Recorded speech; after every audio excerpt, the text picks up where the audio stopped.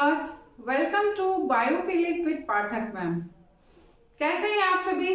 I hope कि आप सभी अच्छे होंगे और आपकी समर वेकेशंस हो गई होगी तो फन के साथ घर पे पढ़ाई भी कर रहे होंगे। ओके, सिर्फ फन मत करते रहिएगा क्योंकि आपको नीट की प्रिपरेशन करनी है। अगर 12th होगा आपका तो आपको बोर्ड्स देने हैं, ठीक है। तो अभी आपका जो है वो अपॉर्चुनिटी अच्छी है, आप अच्छे से तैयारी करिए।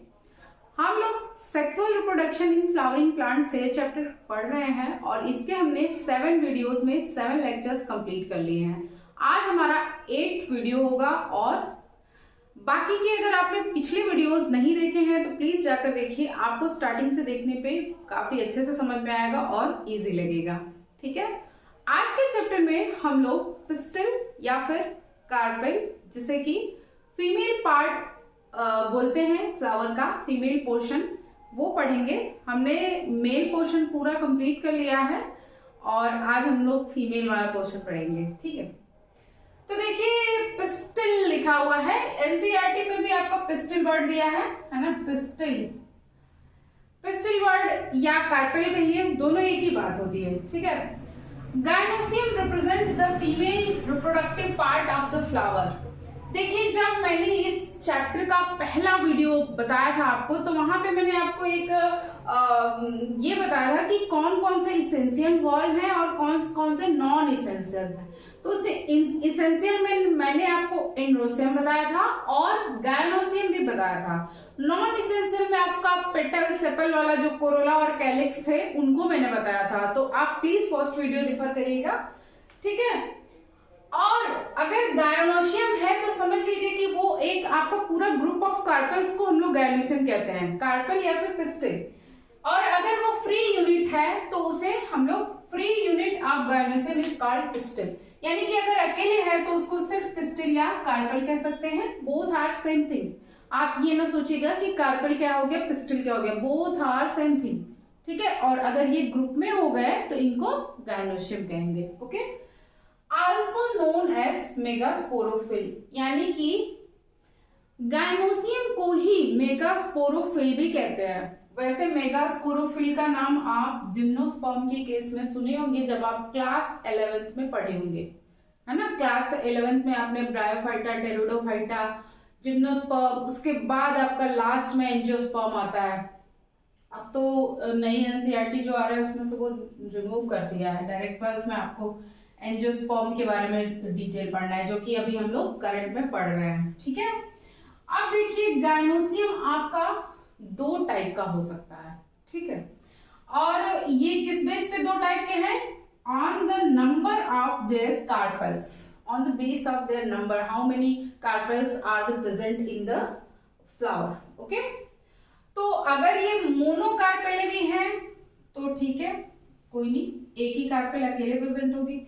और अगर ये मल्टी कार्पेलरी हैं, जिन्हें कि पॉलीकार्पेलरी भी बोला जाता है, पॉलीकार्पेलरी कहिए या मल्टी कार्पेलरी कहिए, मल्टी कार्पेलरी। एनसीईआरटी में मल्टी कार्पेलरी दिया हुआ है, इसे पॉलीकार्पेलरी भी कह सकते हैं।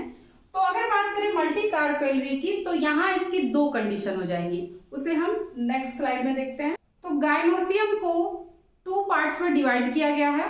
पहला आपका है मोनोकार्पेलरी और सेकंड है मल्टीकार्पेलरी।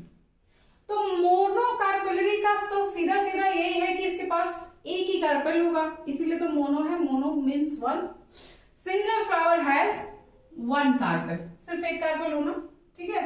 अगर बात करें इसके एग्जाम्पल की, तो देखिए, पहले तो ये देखिए, मैंने छोटा सा एक फिगर बना दिया है, डायग्राम आप देख सकते हैं। ये एक आपका यहाँ सिर्फ गायनोसियम दिखाया है फ्लावर में, ठीक है, बाकी के पार्ट्स रिमूव हैं। तो ये देखिए ओनली 1 कार्पेल है ना, 1 कार्पेल। और ये आपका रहा थैलेमस पार्ट, ठीक है।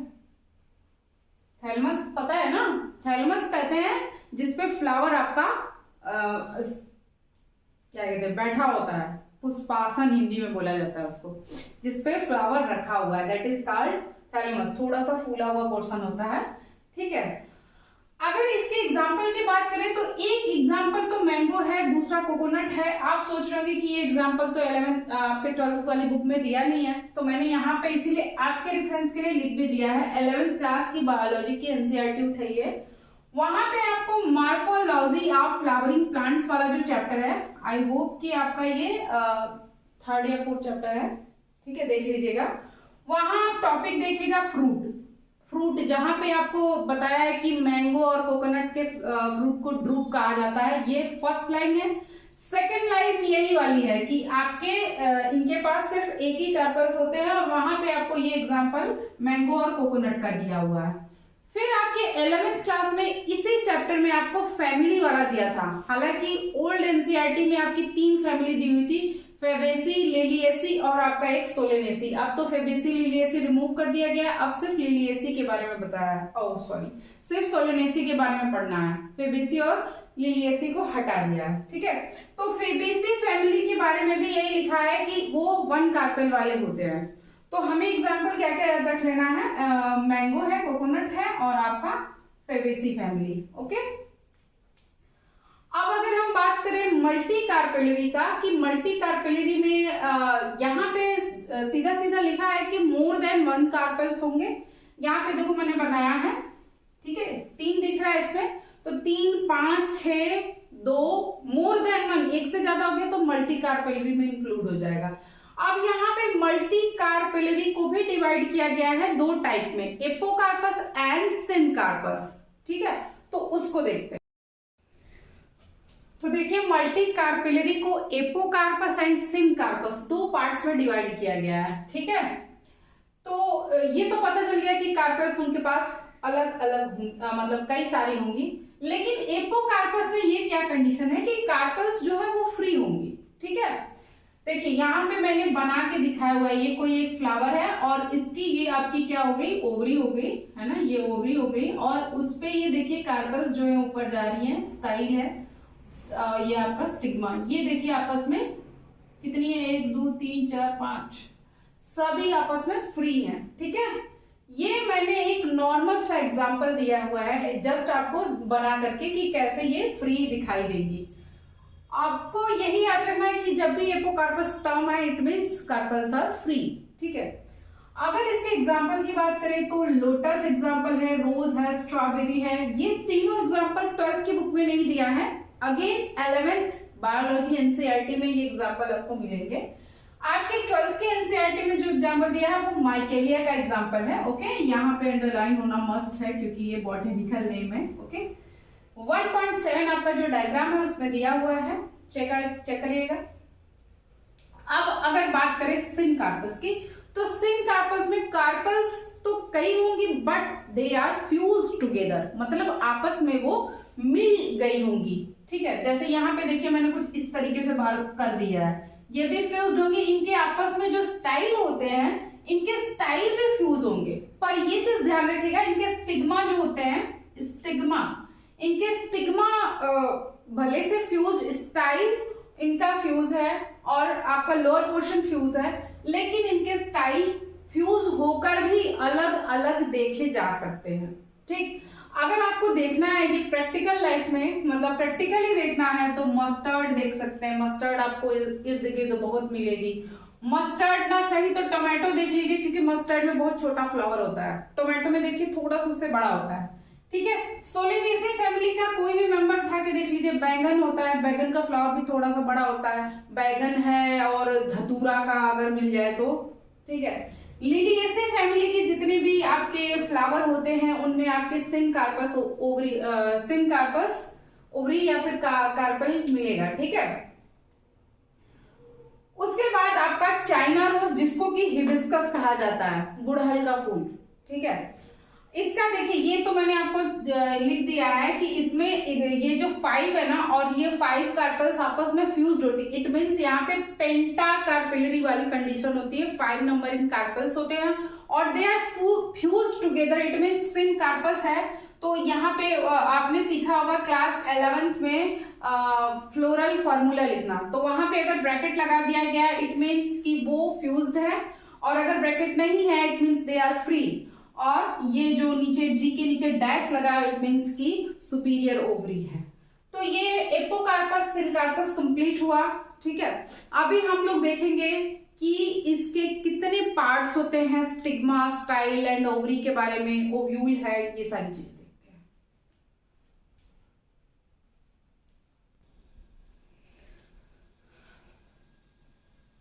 Each pistil has 3 parts, stigma, style, ovary.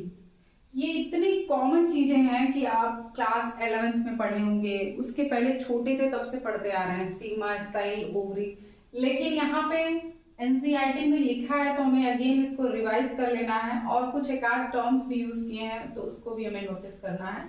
जैसे कि एनसीईआरटी कहती है स्टिग्मा को लैंडिंग प्लेटफॉर्म, है ना, for what, for the pollen grains. यानी कि जब भी पॉलिनेशन होता है तो पॉलन ग्रेन कहाँ आके लैंड करता है, स्टिग्मा पे, और स्टिग्मा पे आने के बाद पॉलन ट्यूब बनती है। नेक्स्ट मतलब जब हम लोग इस चैप्टर में प्रोसीड होंगे तो दिया हुआ है उसके बारे में। तो ये चीज हमें याद रखना है कि एनसीईआरटी इसको क्या कहती है, लैंडिंग प्लेटफॉर्म, स्टिग्मा को। अगर बात करें स्टाइल की तो elongated slender part beneath the stigma, यानी कि स्टिग्मा के जस्ट नीचे, बीनीथ मींस नीचे, स्लेंडर पार्ट यानी जो लंबा सा भाग है। अगर आपके एनसीईआरटी में हिबिस्कस का प्लांट बना के दिखाया हुआ है, जैसे हम लोग अगर बनाए, एक ये थैलमस बना लिया, इस पे एक ये बना लिया हमने। Actually my diagram is very weak, बहुत गंदा बनाते हैं, ठीक है, इसलिए ये देखिए मैंने बना दिया। तो ये हो गया आपका stigma, style and this is ovary. ये थैलेमस है, आपको पहले से पता है, ठीक है। तो ओवरी हो गया basal bulge part of the pistil is ovary, सबसे निचला हिस्सा बेसल पार्ट आपका क्या है, of the pistil is ovary, ovary कहलाएगा। अगर बात करें इसके ये जो लास्ट में मैंने लिखा है, इनसाइड द ओवेरियन कैविटी, जिसको कि लॉक्यूल कहते हैं, इम्पटी स्पेस इनसाइड ओवरी। अब जैसे मैंने ये ओवरी आपको मार्क किया हुआ है, तो ये देखिए, माना कि ये हमने ओवरी बनाया है, तो यहाँ पे बीच में आपके ओव्यूल्स होते हैं, छोटे छोटे ओव्यूल्स होते हैं, ठीक है। लेकिन जब ओव्यूल के बाद जो खाली स्पेस बच जाता है, जैसे ये जो पोर्शन है छोटा छोटा, मान लो कि ये पोर्शन, यानी कि एक ओवरी में ही आपके ओव्यूल बनता है, उसी ओव्यूल के अंदर आपका एम्ब्रियो शैक फॉर्म होता है, आगे हम ये भी जानेंगे। लेकिन ओव्यूल के बाद रहने के बाद भी कुछ स्पेस खाली होता है उसमें, तो जो खाली स्पेस होता है एक्चुअली उसी को हम क्या कह देते हैं, लॉक्यूल, ठीक है, उन्हीं को लॉक्यूल कहते हैं। अगर आपको और भी डिटेल में ये चीजें जाननी है तो 11th क्लास में आप प्लेसेंटेशन देखिएगा, वही मॉर्फोलॉजी वाला जो पार्ट है उसी में जब आप जाएंगे, एक हेडिंग है प्लेसेंटेशन, उसमें दिया हुआ है ये सारी चीजें, क्योंकि इसी के जस्ट बाद आपको बोला भी है कि आप फॉर मोर रेफरेंस जाके 11th क्लास के एनसीईआरटी में देखिए, इम्पटी स्पेस इनसाइड ओवरी। और ये चीज आपका एंथर में भी होता है, तो एंथर में उसको क्या कहते हैं, थीका कहते हैं, थीका, ठीक है। थीका के अंदर माइक्रोस्पोरेंजिया है। अभी यहाँ क्या होगा, यहाँ जो लॉक्यूल बोला जा रहा है उसी के अंदर फिर आपका मेगास्पोरेंजिया होगा, मेगास्पोरेंजिया को ही हम लोग ओयूल भी कहते हैं, ठीक है। मेगास्पोरेंजिया के अंदर मेगास्पोरोजेनेसिस होगा, और फिर अगेन यहाँ पे आपका क्या बनेगा, जैसे आपका वो बन रहा था ना एम्ब्रियो शैक वगैरह बनेगा, ठीक है।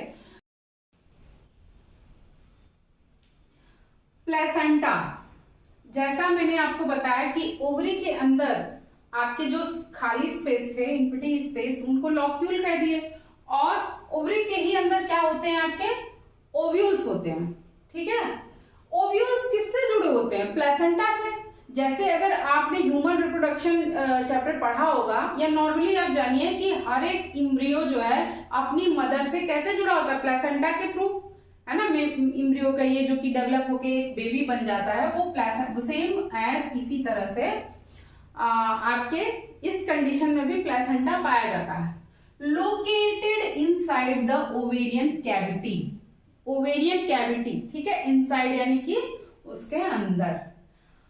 अब यहाँ पे megasporangia arising from the placenta are the megasporangia.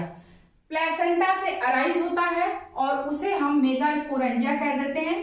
Megasporangia आपको भले भूल जाए लेकिन ओव्यूल आपको याद रहेगा, ये कंफ्यूज ना होइएगा, मेगास्पोरेंजिया और ओव्यूल एक ही चीज है, ठीक है। और यही ओव्यूल में आपका फॉर्म होगा एम्ब्रियो सैक। और इसके बाद हम लोगों को पढ़ना है कि ओव्यूल किसी किसी आपके फ्रूट में मोर देन वन होते हैं, किसी किसी में सिर्फ एक होते हैं, बहुत सारे एग्जांपल्स दिए हुए हैं। तो ये टॉपिक हम लोग नेक्स्ट लेक्चर में कवर करेंगे। आज का लेक्चर हम यहीं तक रखते हैं। तो आपको कैसा लगा लेक्चर प्लीज कमेंट सेक्शन में बताइएगा, और आपने वीडियो यहां तक देखा उसके लिए सो मच थैंक यू। अगर आपको वीडियो पसंद आया हो तो प्लीज चैनल को सब्सक्राइब करें। Thank you so much for watching.